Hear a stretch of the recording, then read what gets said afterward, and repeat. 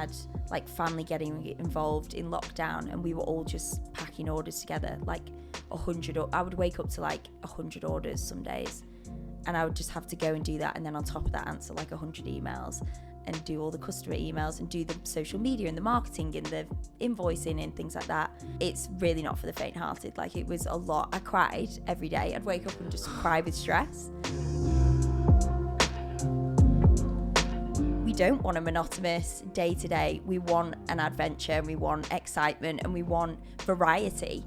And that's really why I started working for myself, because I think as someone who's quite high energy and quite scatty, I like to feel kind of spread thin, worked really hard, and like lots to think about. On today's episode, founder of the cult jewellery brand, JulyChild, Sinead Flood.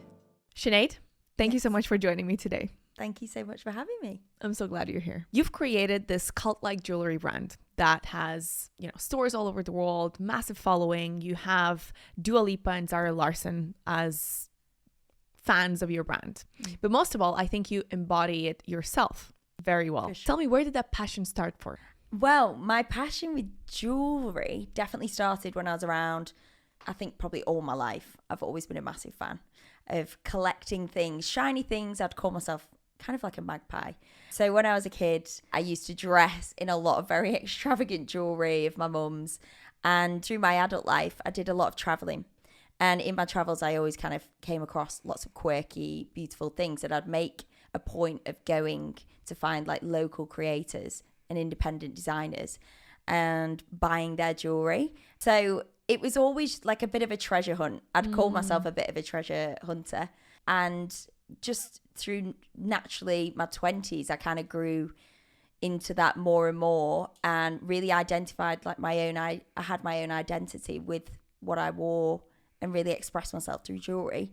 So it felt like a very natural step for me to want to have my own jewelry brand, because it was just something everyone associated with me was, you're always wearing so much jewelry. Where's it from? It was always the stories behind the jewelry. You were the jewelry person. Yeah, I'm the jewelry girl. Yeah, I've been coined the queen of jewelry by Grazia, Vogue, stuff like that. So it's quite an honor.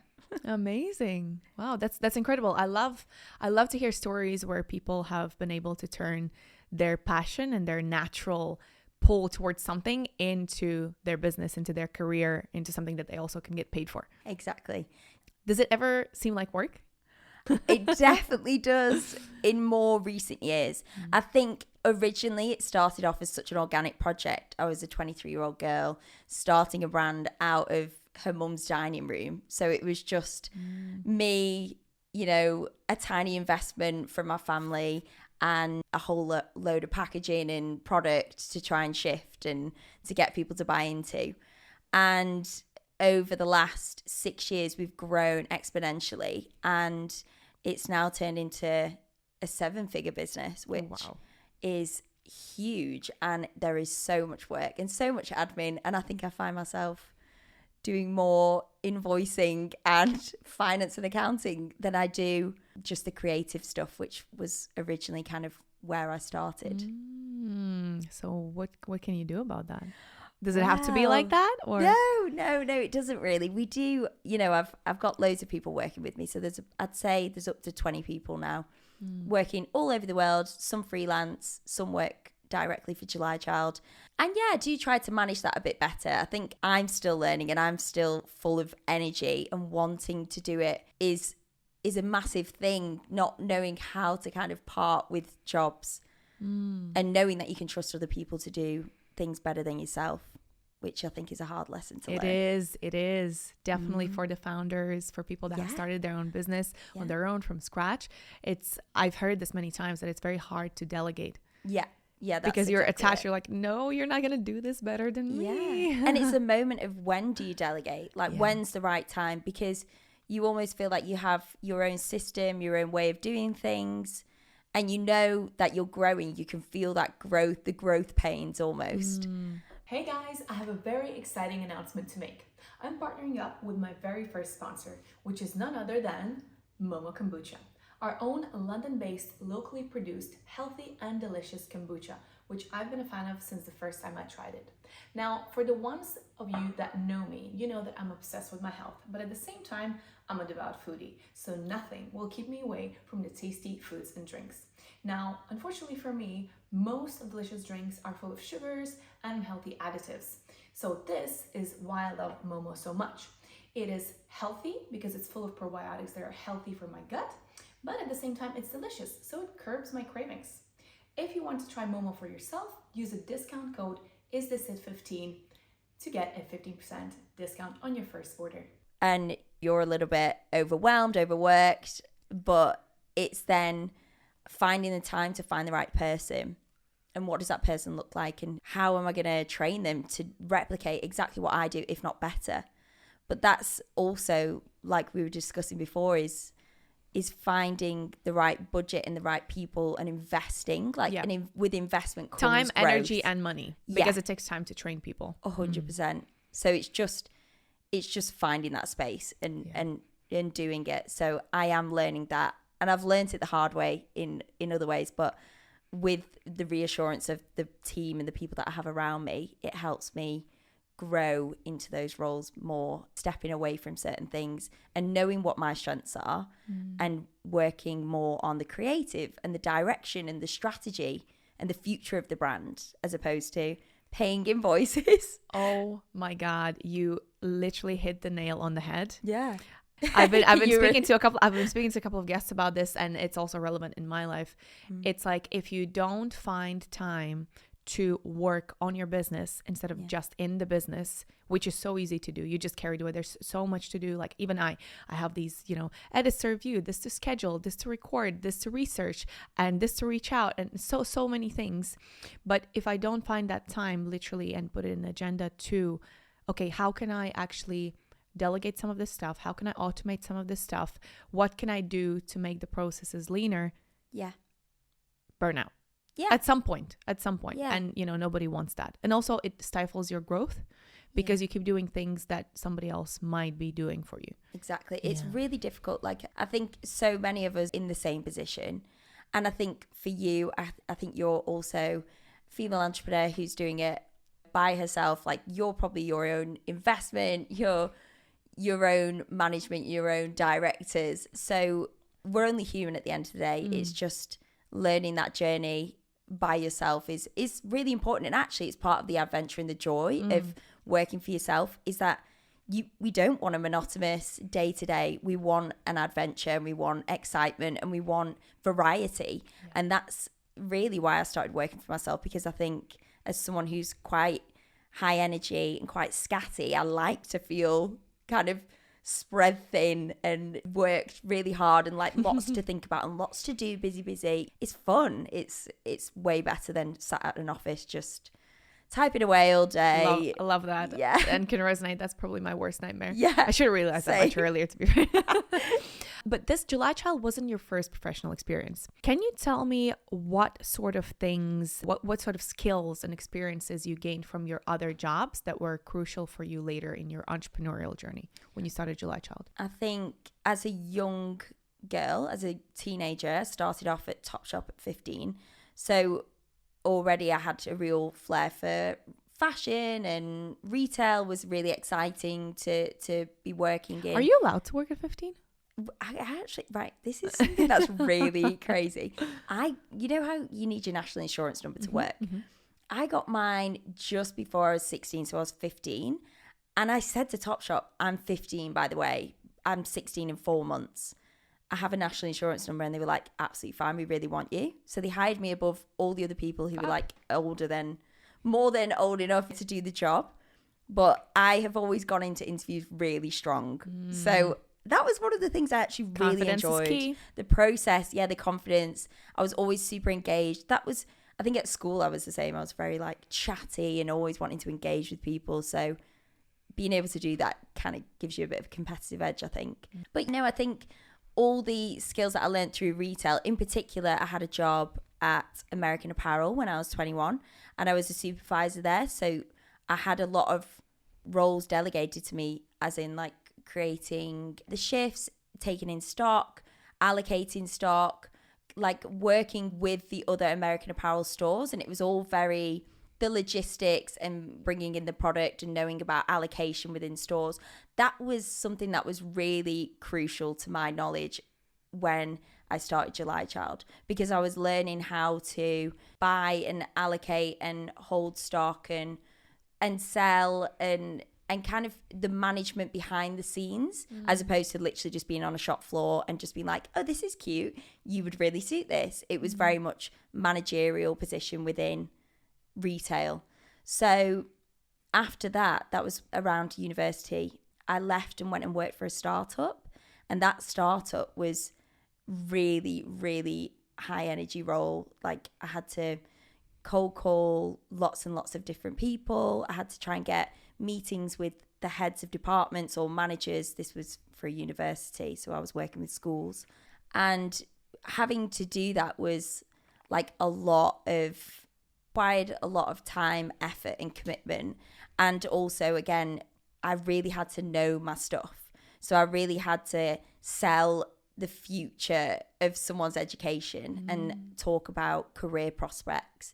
So I think having a product as well then, which was less of a physical product, it was more, I was selling a dream almost. I was selling the dream of a university and a life, 3 years of your life, investing in your education and beyond. And this is what your career could look like. That really taught me just about how to sell to people, how to tell people the story behind a product, how to build a story and narrate or create a community and a vibe. And I definitely think those two things really go hand in hand. Product, you need to understand how to not just sell a physical thing. It has to be about what it means to someone, create the story behind a brand, create the sentimentality, the emotional attachment, so that people feel more invested in your brand as opposed to just, you could buy that from anywhere. So you're creating a community.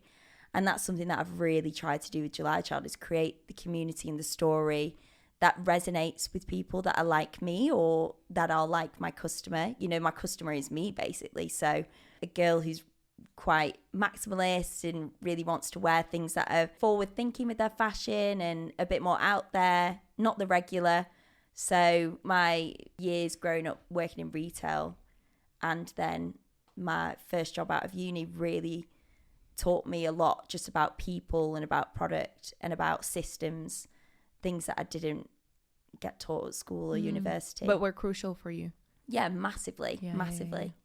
So what is, you mentioned JulyChild's story. What is the story behind it? JulyChild's story, it was such a difficult point in my life when I realised I didn't want to work in this job at the time at this sports business university. And I'd always obviously been the jewellery girl. That was how I define myself. Like, what I actually spoke to someone about recently was jewellery is something that clothes kind of come and go sometimes. You feel good in your clothes. Sometimes you don't feel good in your clothes. You might have gained a bit of weight. You might have lost a bit of weight. Like the irritation around putting on outfits. Whereas jewellery is consistent. Jewellery is the thing that you put on every day and you feel good and you feel like it's your armour. That's like your identity. It's the things that you keep. They might have a story behind them. They might remind you of a moment, travels, family heirloom, or just a piece that makes you smile because it's a really cute piece of jewellery. Yeah. So for me, that was always like my thing. I was like, at least I know my jewellery's like just there and I love it and I always feel really cute. I couldn't go out the house without wearing my jewellery. It was really like, it was so embedded in my identity. Very strong part of you. Yeah. So I was doing this job for UCFB. It was great, taught me a lot, but also I was coming to kind of the end of that journey and I wanted to do something within jewellery because I was offered an experience to go and work in New York for a jewellery designer. So this is actually really... That's how it started. I didn't mention this before. But a jewellery designer in New York met me when I was there, visiting my brother who lived there. And she really kind of took to me when I was in the shop because I knew loads about her product and I talked to her about the names and I loved the names and the story behind her jewellery. And she said, I'm going to be in London and we're going to host a pop-up. Would you like to come and work it? So I was like, absolutely, I would. Yeah. So I joined her in Shoreditch for the pop-up on Red Church Street. That day was a great day, actually. Okay. I also got scouted for modelling that day, which Wow. was a really, like, I was like, this all feels like my new life is coming into fruition, you know? I was working a job in education that just didn't feel like me. And then there I go, working this pop-up, getting scouted. I was like, that's so flattering. Nothing came of it, but This it was is just me. like, You're like, I this just is me. feel like I'm a fashion girl and I just need to be in the fashion world. So anyway, so I do this pop-up day and she invites me to go and work for her in New York full time. And I just said, well, I'm in London. I've just moved here. I'm really happy with my life, but you've given me an idea. Maybe I'll start my own brand and stock your brand. And she said, okay, like, yeah, I could do something like that. So I said I might act as maybe an agent for other international brands and host them on a site. I guess I'll call it something. And at first the name was Flu Store, like my name, Sinead Flood, Flu. Yeah. And then someone said, isn't flu like a vagina? And I was like, what? So I was like, yeah, okay, maybe not that. Maybe not abbreviate my name. So the next one was Outliers Club. I was like, Outliers Store, Outliers Club, that sounds cool. Because it's for like the 1%, the kind of the quirkier girls. And then, you know how a lot of people obviously have an attachment to their name or their year of birth, date of birth, month of birth. So I was like, JulyChild, you know, that's me. I'm you know, I am a summer baby. So I just called it JulyChild. And oh God, I've lost my train of thought. What were we even talking about? The story. Yeah, you're telling me the story behind The story of JulyChild. JulyChild. Yeah. So JulyChild kind of was spawned through meeting this New York designer, her offering me a job, rejecting it, and realizing that there was space for something like this. It kind of started as a curation of lots of international brands. So I didn't just host her brand on my store. I started this online e-boutique and also approached 4 other designers, some in Europe, some in Australia, just anything that I thought was really cool that didn't have a stockist in the UK. And we started like that. And it was just me. So had you designed some of your own, or were you just gathering the things that you liked? I started curating, fully curating. In like a Shopify type of platform? Yeah, built my own Shopify. Literally, I remember the day that I was sat in bed editing like the final bits for Shopify, ready for launch, expecting thousands of people to come and shop on my website on the first day, which was just family and friends and one random lady in America. Which is great. Which was great. And it was just the best feeling. Like, if I could actually go back and capture that moment again, that feeling of being 24, like so naive and just so full of excitement about like what the future holds with the brand, I would just go back and just like, I want to feel that again, because it was just so wholesome. And, you know, building your own website, like, wow, look at all these skills I'm learning. Me taking my own photos of the product, like all very new to me. And it's so crazy to think of how far it's come since then. But those were really good feelings around starting the brand. Yeah, Amazing. It was a really fun period. I always think about, you know, I ask all of my guests, and I will ask that to you as well, what's your recipe for happiness? And I've come to realize that mine in a lot of ways is just feeling like you're at that beginning. Like whenever I'm in my life, that I feel like this is just the beginning. Yeah. You know? Yeah. So it's about actually creating those projects, you know, starting new things, learning new things, and putting yourself in situations where you're just a beginner. Yeah. I think there's a distinct feeling connected to a beginning of something, you know, the mid journey of it. Yeah, and definitely. If we think about it, the most amazing feelings are always at the start. Because as you said, you know, you're hopeful, you're full of dreams, everything is possible. And there is always a question of whether, as you get older, whether that gets tainted or whether it gets tainted because we try less. Yeah. We try less things. But that's something that I have tried to condition myself to do the absolute opposite. It's like with the more knowledge, actually there are more opportunities because I'm less fearful, because I know that ultimately things can go wrong, but it doesn't hurt or feel as bad as it did the first time it happened when you're younger. So weirdly, the reverse is taught in society, to kind of like slow things down, get married, have children, steady. As a woman, that's really thrown out there. But for me, I feel like there's so much more to kind of go at. And I really enjoy my entrepreneurial journey. And I feel that that's something that really gives me a lot of joy in life and a lot of excitement. And it's something that I think I'm very much at the beginning of.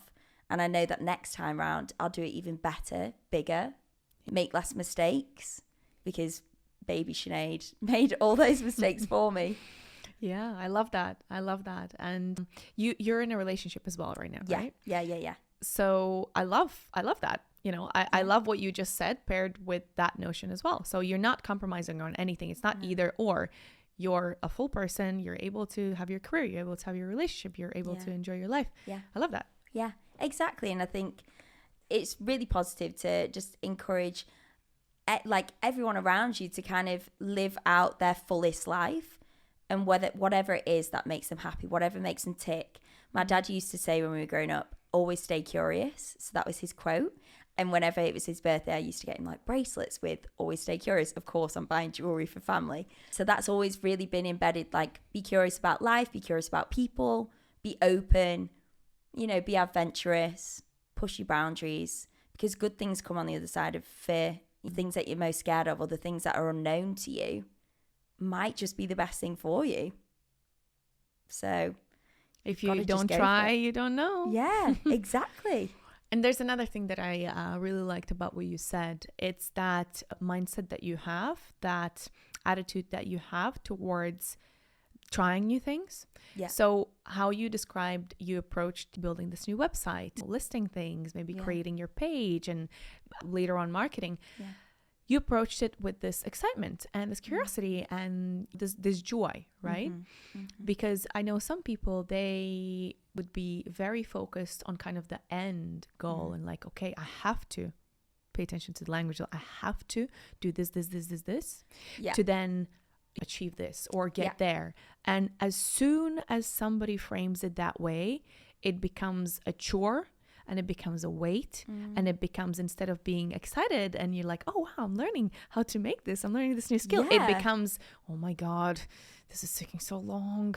And it's impeding me from getting to that point where I really need to go, you know, and it becomes a frustration and very, very opposite kind of mindsets. And I think that's valuable to point out how stark that difference is. And in the end of the day, that experience is like night and day, but it's down to you. And simply your mindset, whether you're going to experience it as a night or a day. Yeah, exactly that. You know, people, it's quite difficult to get your head around all new things that you have to learn, skills that you don't have.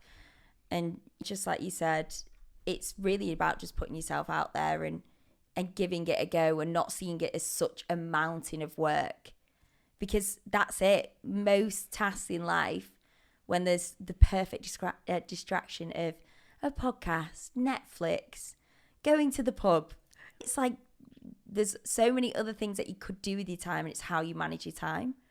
How do you manage your time? I knew you were going to ask me that. You served it on a silver platter. Yeah, I did. I really did. Do you know what? My employee Sarah said to me the other day, Sinead, I have no idea how you do it, but like you get so much done.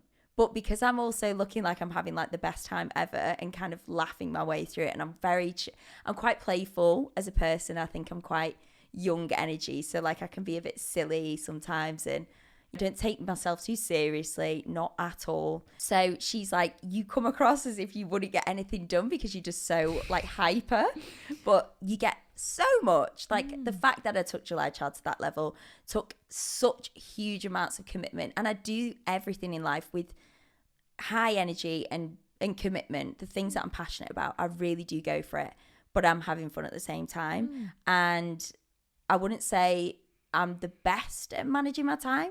You know, I can definitely sit there on my phone and faff around for a couple of hours. What helps when you? I should be focusing. Putting my phone out of the room, turning it on Do Not Disturb. Literally, let's go back to basics. Put your phone out of the room. Turn your phone on to Do Not Disturb. My WhatsApp, I don't know. I'm involved in all these different like WhatsApp groups. I'm like, Huns. Archive. It's the middle of the day. Yeah, literally. I love you, but I'm not speaking to you this week. So just really trying to like break up my day as well I wake up really early. I wake up at 6. I'll go and do my thing. So I take my time, my meditation. I'll go to the gym. I do yoga and Pilates. I love it. It's my space. It calms me down. I'll go for a really long walk.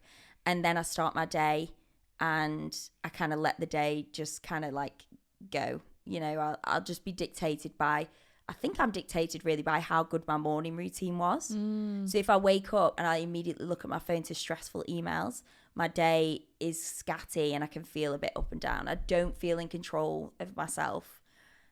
Same experience. Yeah. I can relate. Morning routines are literally the most essential thing ever. And I hear that so much. And I feel like TikTok is listening to me because it always shows me videos of people talking about morning routines. And I'm like, you're hearing me because that's how I'm feeling. And that's also a real big deal for everyone. So it's maximizing your time for yourself, which I think can allow you to feel more focused and not being too like, oh, I'll just go with the flow. You do have to be disciplined. Yeah. Like whether it's fitness that makes you feel good or it's reading or whatever, just have something that helps you to focus in the rest of your life. Yeah. And don't let people like distract you with going out for dinner every night because Oh my God. because like I do get I'm a real social person. A lot of people like, so can I see you this day? And I'm kind of more recently been pulling back on weekday things because I'm actually like, that's energy that I need for work. Like I friggin' need that energy so much. And unfortunately, I love you, but no, like I've got a job to do and I'm really feeling like I give too much away to everyone. So I'm trying to peel that, like rein that all in so that I can focus more in the week because it's too easy to socialize, isn't it? When you're 30, Sinead, you're like, you have let's just do no it. idea. You are me and I'm you. Great. I can sense it when I met you. Good energy people. Good energy, of course, guys. Yeah, of Please. course. Everyone. No, but we're literally on the same page. Last night, I put it out like for once because I had to charge or something. I put it out. I went with my laptop to another room. Lo and behold, I got done in 1 hour what I couldn't do in 6 before. Yes. And I wrote it. I need to engrave it in a stone for myself and look at it every single day. Things that will make me help me get things done. That is one. Phone out. Period. Second thing, literally 2 things I wrote down yesterday because how relevant it is right now in my life. The second thing is weekdays, no socializing. I swear to you, I'll show it to you in my notes. What is this revelation that we're having? We are having revelation. I mean, same frequency for sure. No, but it's true. It's true. And still I went to bed really late because I realized, I was ready to go to bed at 11, but then I realized all day I had all these messages, like all the WhatsApp, everything. And I was like, well, I have to respond someday, tomorrow it's going to start. And I'm exactly like you. In the mornings have to be mine. Like absolutely no phone. Super. I need my journal. I need my meditation. I need my workout. And I think people that don't have these morning routines, they don't do them. They don't realize how much of an improvement they add to your life when you do them, because it's like an investment in yourself. You show continuously each single day that you are worth it. Yeah. You're worth that time. You're worth that effort. You are worth these activities that will help you show up in the world happier. You're investing in yourself. So don't steal that time away from you. What does that even mean to say, no, I have no time? What do you mean you don't have time for yourself? If you don't no time for yourself, who do you have time for? That. Yeah. Like, who are you working for? Yeah. You're 40 years. Like, who are you working the 10 hours for? If you don't have an hour for yourself in the morning, there's a problem.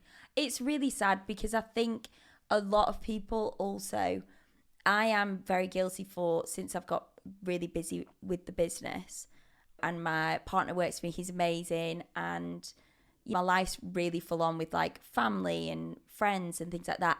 it's very rare for me to get like an hour to myself, hence the morning routine being this sacred space. Sacred. But so many people, I think, reject that, or maybe don't prioritize it, maybe because they're nervous of having that quiet time, like creating meditation journaling, or even things like therapy are such deep dives, aren't they? Yeah. You know, you can have that space to just ponder what's going on in your head. And that I really like, because I'm really in touch with myself. Like we have this, you know, the conversations going on all the time. I'm like, just check it in, Sinead. How are you feeling? How's this going? How was that yesterday? Did that make you feel good? And that helps me to grow as a person and to be a better businesswoman, friend, partner, all the things in life. Makes me happier. To have that open dialogue in my own mind about like where I'm at and what's making me feel good. But without that, it makes me worry about people. I'm like, are you okay? Like you're not making time for yourself. Like that's so vital to lead like a steady, fulfilling life long term. Most definitely. And I see this both in my coaching clients and in people that I know. It's usually the very kind of busy men that are most neglected in this area, where they absolutely do not check in with themselves. They do not do those practices. I was going to say it's definitely a male thing. Yeah, because Sorry, they're just not used to that, you know? Yeah. And we keep doing, it's a psychological thing. We keep doing things that we're good at because it feels good. So they're so good at, you know, achieving specific results and like working hard, which is amazing. It's commendable. It's super, right? But what about you?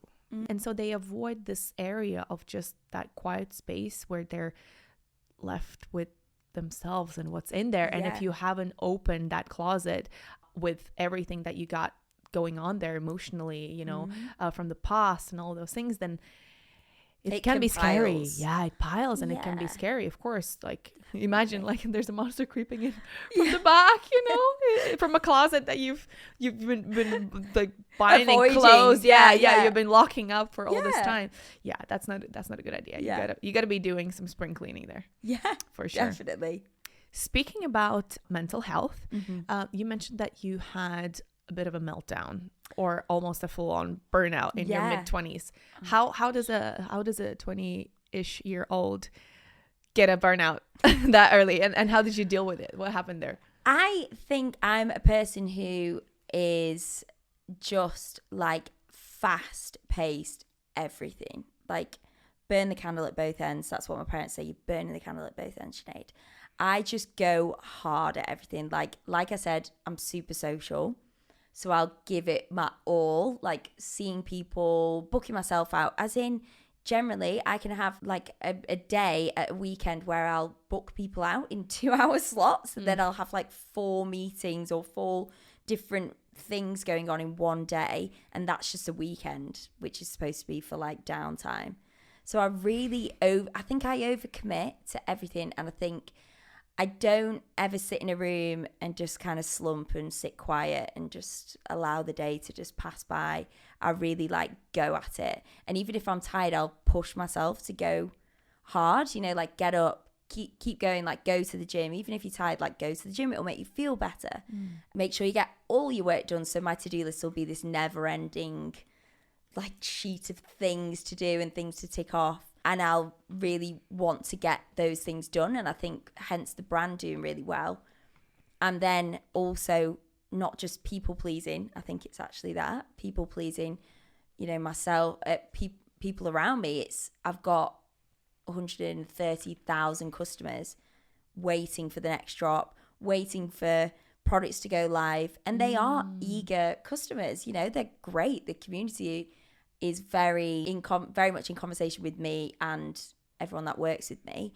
So I feel dutiful all the time. I think I'm always on duty and I'm always like, there's always something to be done.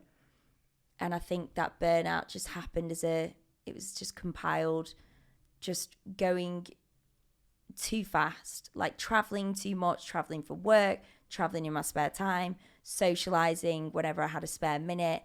So you were already doing JulyChild then? No, actually, the burnout was just before. I had a burnout in COVID, but I think everyone did when they were working like nonstop. Yeah, no, that was definitely a product of just really pushing myself. Work, I had to drive 1,000 miles a week, and I was up at 5 a.m, finishing at 10 p.m.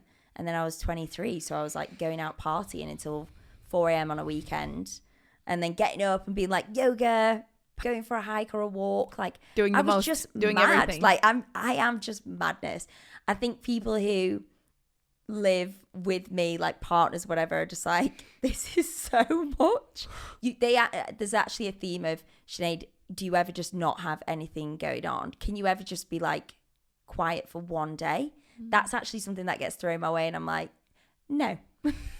But you No. find time for meditation, and Yeah. you're good at that as well. I Like, have learnt that since COVID and since becoming more adult about how to look after myself.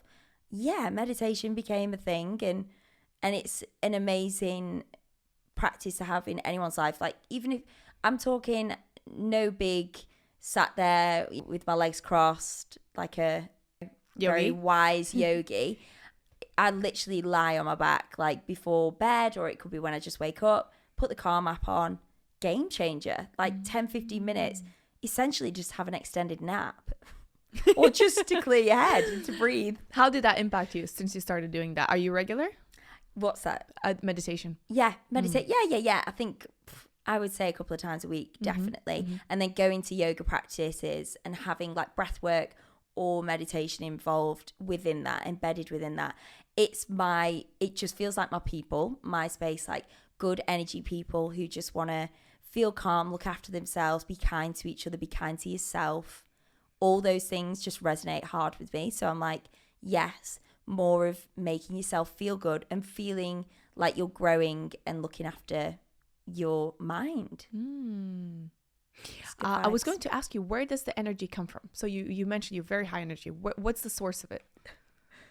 I'm powered by matcha. No. I've always just been super high energy. I think as well, something that I had that was really pivotal in creating this happy, energetic human who's dead excited about life is definitely my upbringing. I am the most high energy of us kids, I think. I'm really giddy and like almost a bit ADHD but undiagnosed. That's how people describe it. They're like, you're probably undiagnosed ADHD. But it was just a really happy childhood. I played a lot of sports. I was always really sporty. I was always quite theatrical and quite like a performer, you know, singing, dancing, reenacting movies, and for my parents, you know, like, oh, this is my favorite scene from a movie. Everyone get in the kitchen and this is me doing a show for you all with my friends. And I wonder if it's that. I don't know. I think it was just something I was born with. Like I always had this it's like a fuzzy energy feeling inside of me. Like, you know, when you like just get really loads of adrenaline, like I have that within me a lot. So did you Like, lose it's like that go, when go, you go. had your burnout? Yeah. Oh yeah. When I had my burnout, it was really dark. It was like a year where I said, I feel like I don't even know where that person is. Do you know where it feels really, I felt really empty. And it was really, it was a sad period. I felt so lost. And I think that was the transition before JulyChild. And JulyChild was the finding myself again. And Phoenix. yeah, the phoenix rising from the ashes. I did feel like that. I was like, can it get worse? Oh wait, yeah, it can. Like it just felt like every day was me kind of, I said to one of my close friends, I feel like I'm wearing a mask. Like I feel like I'm putting on Sinead, but I don't know where she is. Like that was the feeling within myself. Like I think it was burnout, but also just not Living knowing somebody else's life. Yeah, not living to my true authentic self. Yeah. So working a job that like I can't even begin to imagine how hard it is for so many people who are working in jobs that is just to pay the bill, because that's what I was sort of doing towards the end. It was working a job that pays really well, but it didn't resonate with me, and it really crushed my soul. Like it was really, I think I'm such a creative in that way. Like I need my creative outlet, and when you don't have that, it's not good for you, is it, to do anything that doesn't make you feel like you're living your best life or your truest life. Definitely. Now that you phrase it that way, you remind me of a phase in my life where I had moved to Moscow to do a job which was paying me 3 times what I was getting paid in Milan. However, it was an office job, and it turned out to be very tedious. And I realized extremely quickly, it's like a couple of months in, I was like, well, I have a choice now. And I was 19 at the time. Yeah. I have a choice. Either I'm gonna put away a lot of money in this moment, and I will, or I move back to Italy and do something that I enjoy and, go on another path. So something I hate, good money, something that I'll definitely enjoy more, but who knows what money. Yeah.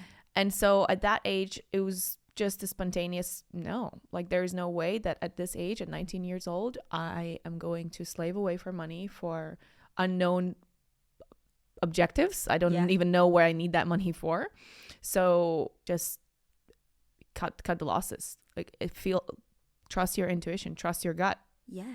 And that's it. It feels like it's such a difficult decision to make, especially when it comes into financial benefits or loss, because that really, especially at this point in time, is dictating so many people's lives because of the cost of living crisis. Like, everything feels so much more expensive, and I understand it's irresponsible to encourage people to just jump out of what you do and do what you love, and because not everyone's in a position to do that. Yeah, it is in a position to do that. Whereas I had some security. I had a family home that I knew I could go back to start the business, and that was my trade-off, leaving a life of independence in London to go back home to start, which felt like you're going backwards in some ways, but it's actually a real positive if you can.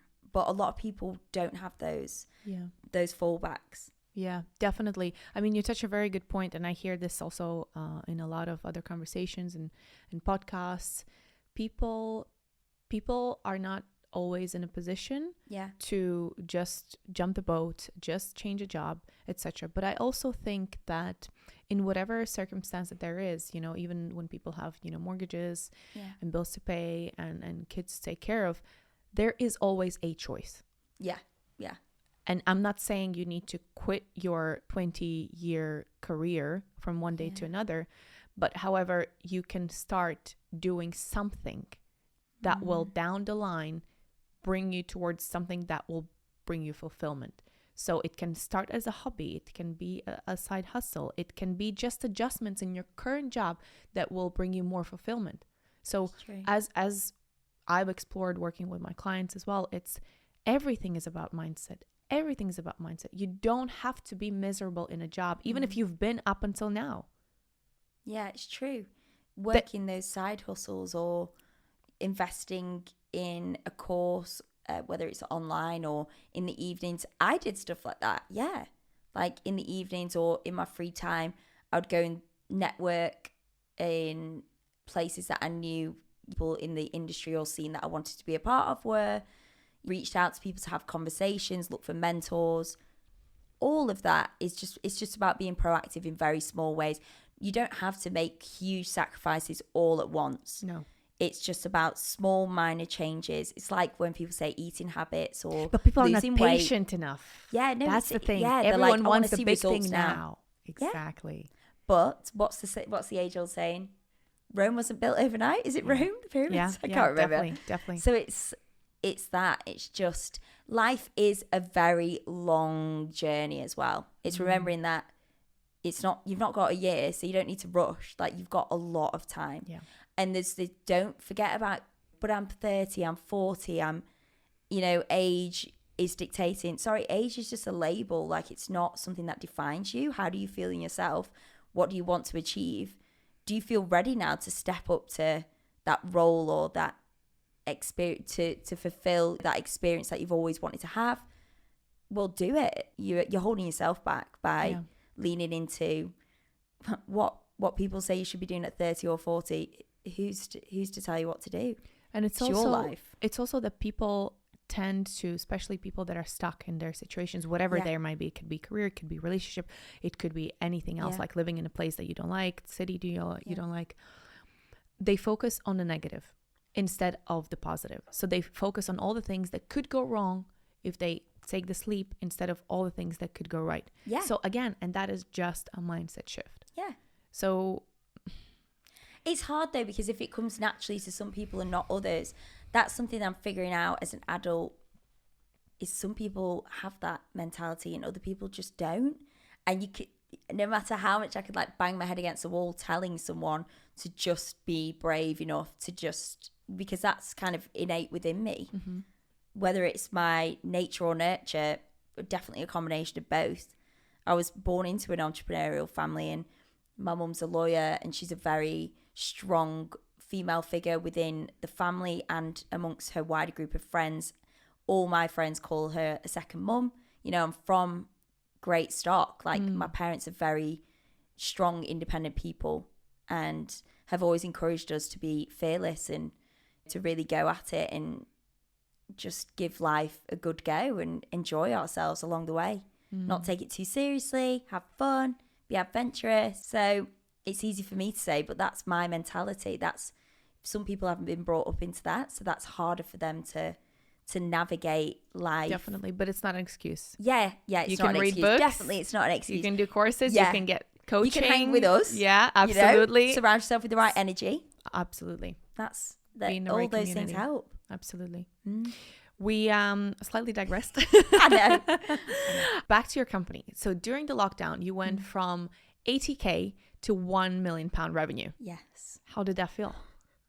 Amazing. And I was so annoyed at the same time, because I was like, I know I'm not feeling this in the moment right now because I'm on the treadmill. I was sprinting on the treadmill trying to get everything done. I designed 200 pieces of jewelry in a year. Like, am I okay? Why? You're not okay. You're great. Yeah, no, it was just like this. Yeah, it was almost the, you know how there's the carrot and stick motivation theory. For me, it was never about really the carrot. It was like, it wasn't even about the stick. It was just like, I wasn't motivated by finances. I just naturally love doing what I do. And I think that's something to really bear in mind, is that for me, watching the numbers come in was like, whoa, this is amazing. Like, But also this focus is what on I a wanted. job. But yeah, I was just like, but actually it was more the community and the reaction I was getting from the people around me and the customers, and the joy and satisfaction I was getting from, like, I always say to everyone, when I get my package of samples of my designs that I've made, and the first sample comes through the door, it feels like Christmas Day. Unwrapping that box is like the excitement that it gives me.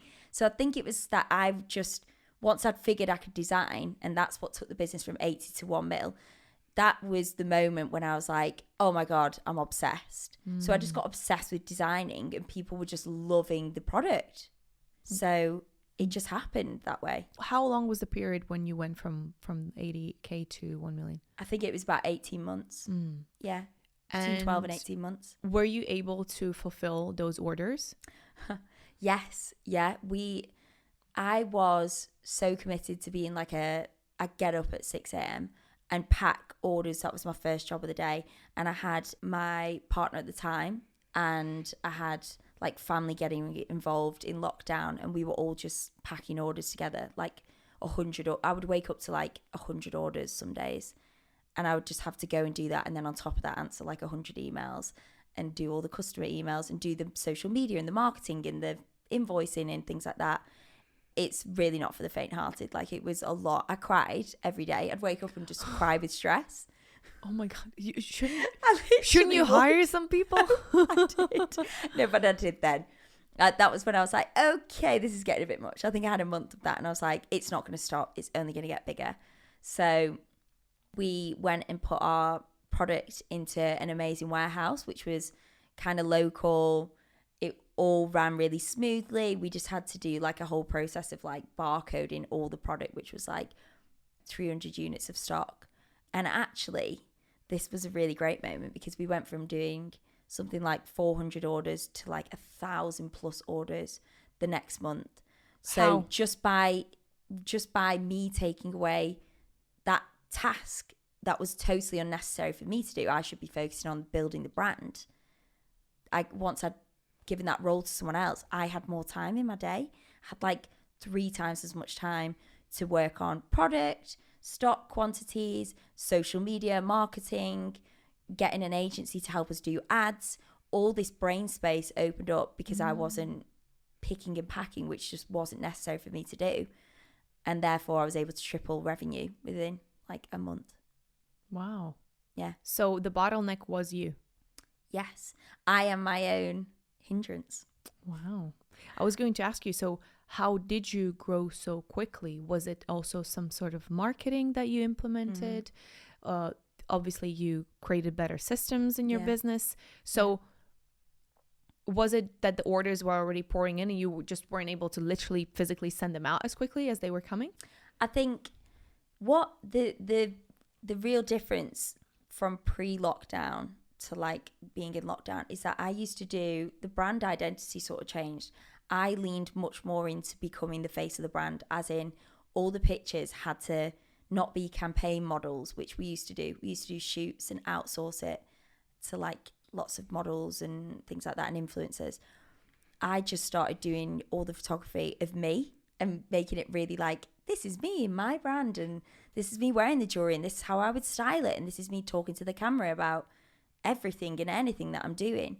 And the brand just went from like 13k followers to like 20 within a month, and then 20 went to like 90, and then it was like 133. It was just like we grew on social media and became like the cult brand. Everyone was talking about us. All the influencers were wearing us. Like it was, I think it was that it was such an organic, you know, girl doing it herself. So it felt really, I really invited people into my world. So that's how JulyChild feels. It's very much like an extension of me. So it was, JulyChild is me. People say to me, are you JulyChild? Like that's how people see the brand. It's me, the person. So it's just me leaning into that. And that was my marketing strategy. I'm just going to make this like almost like its own reality TV show where you can see everything behind the scenes.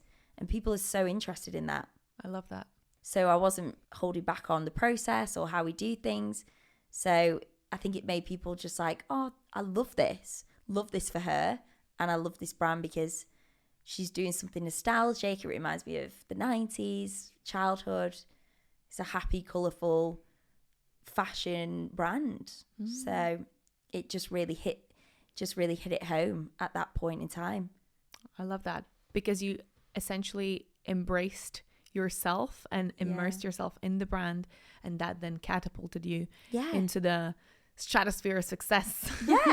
Like realize that you are your own superpower, which I didn't. I was a bit more like, but you know, and we all are, right? Especially in the beginning of the business or in the beginning of kind of being a bit more public. It's like we shy away from who we are and we're afraid of judgment, and all of those things are there at the back of our heads.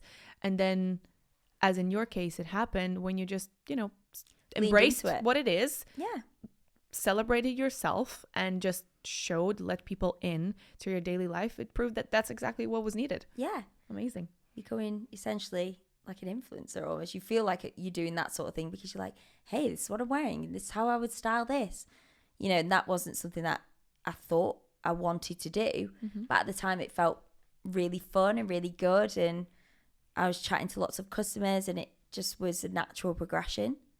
And and I've tried to keep on that.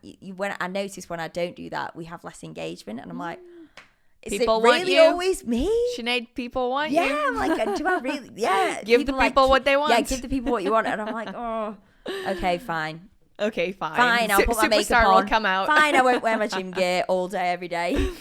Love that. So what about now? What kind of numbers are you turning over now, if that's not a secret? Yeah, so we're probably doing about, well, with 6 figures, we probably do about 600,000. So yeah. So the lockdown really... The lockdown took us to like 1 and then we dipped down. But I mean, across the board in retail, this is something that everyone's feeling the squeeze a bit. So, you know, revenues are down with like massive retailers, like 30 to 40%. So I just keep track on the market. Like I'm really, really into like reading about what's going on in particular retail, obviously in business. So we're still actually doing like amazing for the times. Amazing. So I want to talk about the business model a little bit more. So what would you say is the secret to creating a successful e-commerce brand? Have a warehouse or a pick and pack system. Oh my gosh, number one, essential. Have a really clear vision for your marketing. So build your branding, make it look slick, make it seamless, great packaging, great logo, great website. Oh my God, website. Have a very good website, very good imagery, and communicate well with your customers and create a community. Don't aim to create profits, aim to create a brand. And creating a brand will distinguish you between just anyone else. Very valuable. So yeah, that's what I'd say.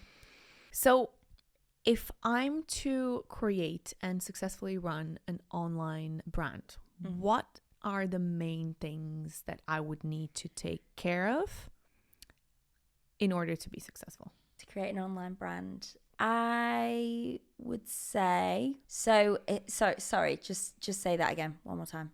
Yes. So if I was to create a brand, a jewelry, a design brand from scratch, what are, say, 3-4 pillars of my success? You already mentioned some. So marketing is one of them. Community is another one. Okay. Is it kind of the same, or is this something else I need to think about? I would definitely say find your niche, because so many people, especially in the jewelry world, kind of enter jewelry because there is a lot to kind of go at, and there's a lot of money to be made. There's a lot of good margins on product, but it's a saturated industry. Whereas with JulyChild, we're really different to other jewelry brands. Like, everyone knows it's a JulyChild product because it's really funky and it's really out there, and it's really cool. Show me. I really like it. Love it. I was hoping you'd show up with a lot of rings. Yeah. I do have way more normally. I've kind of toned it down today. So make sure you find your niche and know that you are going into something that has growth and opportunity there. For me, I did do extensive research before I started the brand to know how that there extensive was, are we talking? Like a year. Yeah. I'm really committed, but I studied marketing. Like, I'm from an entrepreneurial family. It's in my DNA to be so in the detail of business. Like, I was kind of like born to be an entrepreneur because it was everything that I learned. My dad, when he used to come home from work, he's a property developer, used to bring us back his business plans when we were kids and say, what would you do differently? Have a read over that. What do you think? But because it was he used to own retail parks, and he would put in like Matalan, Tesco, blah, blah, blah. So he would say, what would you put into a shopping centre or a retail park if it were up to you? And I would just go like wild with ideas. We'd be like, we'd put a fun fair here. We'd put this shop here, sweetie shop. It was very kiddie and playful. But actually, those were the times where we were learning about marketing, research, product, building a brand, building a business. So, I've kind of been at business school since straight out the womb. Very, very lucky. Pretty much. Very lucky.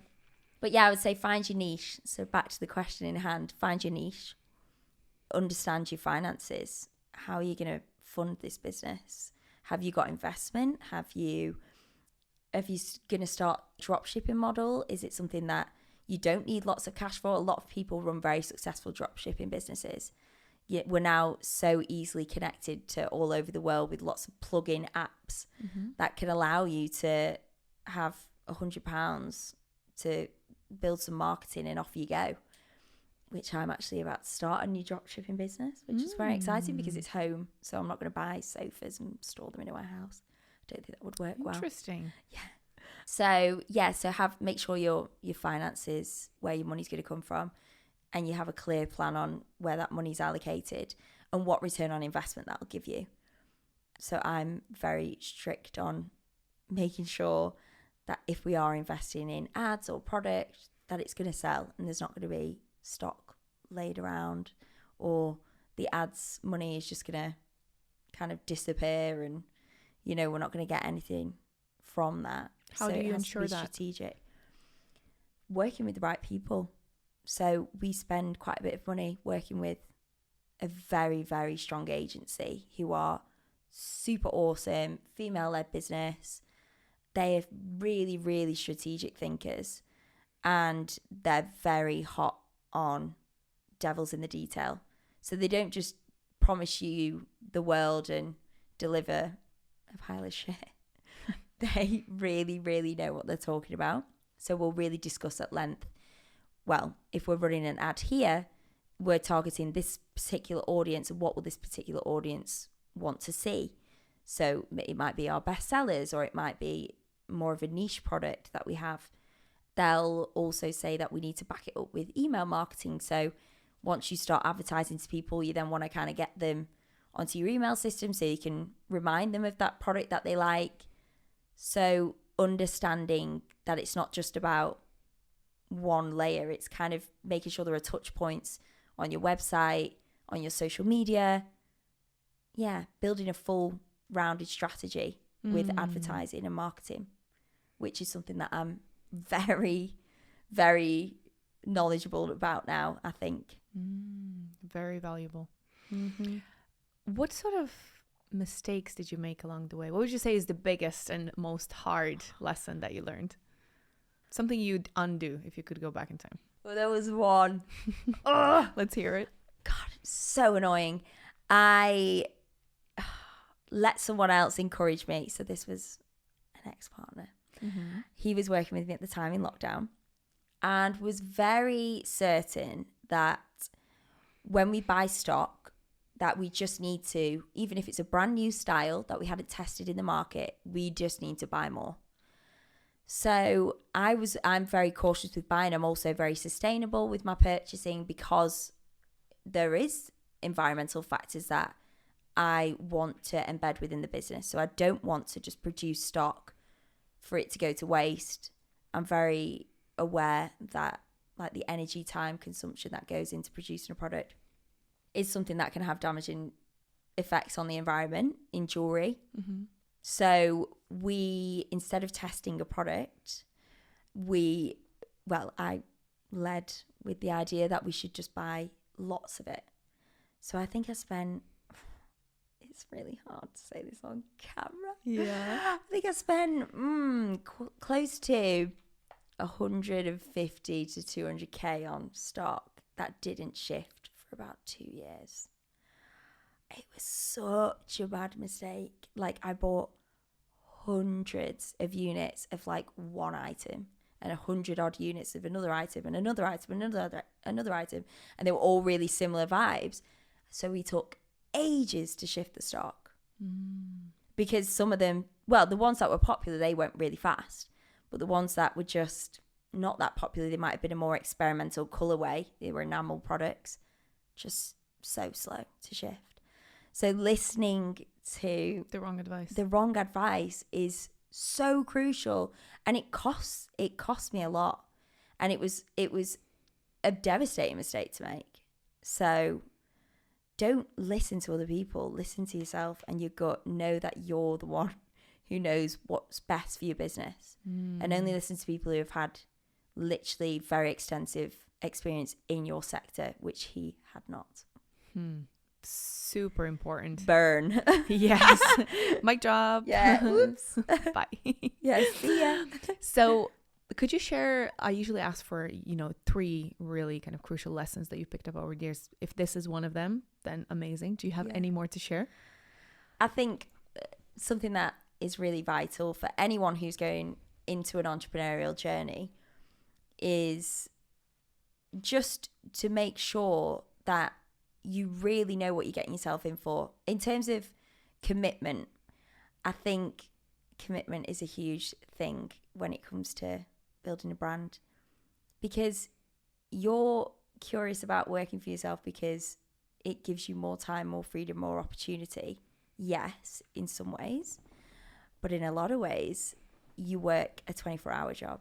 Like you probably know, it's way more of your time and energy than anything you've ever done before, especially if you want to do it really good and be really good at what you do. So it's understanding that the energy transfer is far greater than your usual 9-to-5 job. So make sure it's something you're really passionate about and something that you really love and that you're willing to commit to, like a loving, loyal relationship. Just think of it like your husband or wife. And I think the other thing is to probably surround yourself with the right people. You know, really find your network and find the people that understand you and that will support you, because it's not just built, like one person doesn't build something great. It takes a team of people. There's no I in team, is there? So just making sure that you really invest in and create a network of people that believe in what you're doing and give you that support and that boost when you need it most, because you're going to have some harder days, some tougher days where you need to dig deep. So I think my family and friends and other amazing female entrepreneurs or male entrepreneurs that have become a part of my life through the journey of JulyChild have really been that sounding board for me. So people is a big thing. Very, very precious. How do you know how to pick them? I don't think you ever can. I think I'm really trusting of everyone and I always see the best in everyone. So sometimes I can invest my energy in the wrong people and find out the hard way when I feel drained or I feel tired or someone's like shafted you basically and done something that really upsets you and hurts you. So I don't think you ever can. You've just got to learn as you go, and the older you get, the more I think the more knowledge you have. You get a feeling, don't you, when you're with people, like, how do they make me feel? Definitely. So just reading your energy and knowing that your intuition always speaks so much louder than anything else. Exactly on the same page here. Exactly on the same page. And for me, I read people and connect to people really depending on the energy. I'm also very trusting. But yeah, sometimes you win some, you lose some. It's life. It's cost of doing business. Yeah. And, it is what it is. Yeah. If I asked you what your purpose is, what would you tell me? This is crazy that you've said this, because I had this conversation like very recently with a friend.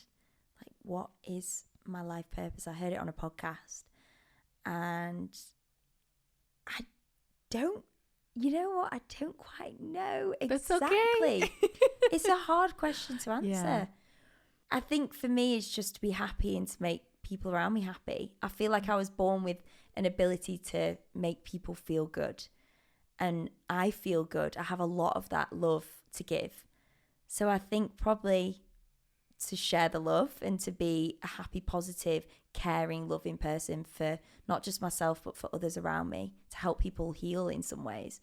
You know, I have a really caring nature and I like to help my friends and family when they're struggling, and I feel like I can bring people up, you know, like make them feel better.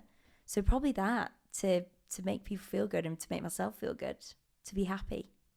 I love that. And what does make you happy? Oh, like a lot of the people in my life, in my life make me really happy. They make me laugh, and laughter is the best medicine, isn't it? So anyone that makes me laugh a lot and anyone that's up for an adventure, someone who's a bit spontaneous, I'm like, oh, love that. We're going to get along like a house on fire. Yeah, things like that. And my work and doing yoga and looking after myself and expanding my mind. Like, life is just, I feel like it's this buffet of things and opportunities, and I'm just like first at the table. I just want to get stuck in. I want to see it all. I want to like feel it all. Would say yes to any opportunity. Life's exciting, isn't it? There's a lot to be done. Love it. Love it, love it, love it. Thank you so much, Sinead. Yeah, I've enjoyed so much this for having me. Tremendously. Oh, me too. one of my favorite episodes, I think. Oh, thank you. Yeah, my first ever podcast. The energy. Yeah, it's good energy. And your first ever podcast. Yeah. How exciting is that? Yeah, I know. Smashed it. Thank you. Feel good. Thank you. Hello friends, if you enjoyed this episode, please make sure to subscribe and share it with someone. I would love to hear your feedback and suggestions as to what guests you would like to see on the show next. See you next week.